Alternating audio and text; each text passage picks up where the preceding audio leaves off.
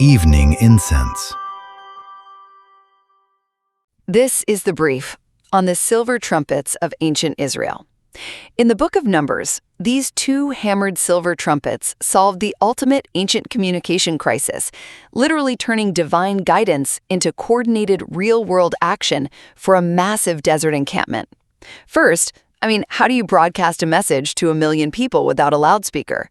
Well, you create an exclusive, totally trusted broadcast system. Yahweh commanded Moses to craft 2 trumpets from single pieces of hammered silver. And this is crucial. Only the priests, the sons of Aaron, were actually authorized to blow them. So nobody was going to act on a fake or unauthorized signal.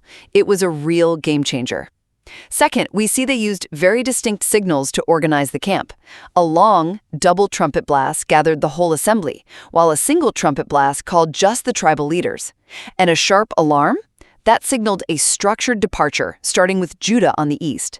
So, what happens if an alarm sounds exactly like a gathering call? Total chaos, right?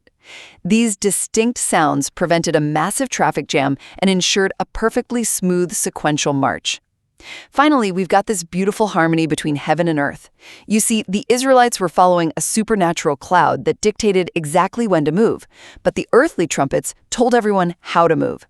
Basically, the divine cloud was the GPS destination, but the trumpets gave the turn-by-turn directions. Plus, they were multi-purpose, used in warfare as a cry for salvation and during festivals to express real national joy. Ultimately, the God of ancient Israel left absolutely nothing to confusion, providing clear, recognizable signals to gather, guide, and protect his people on their journey.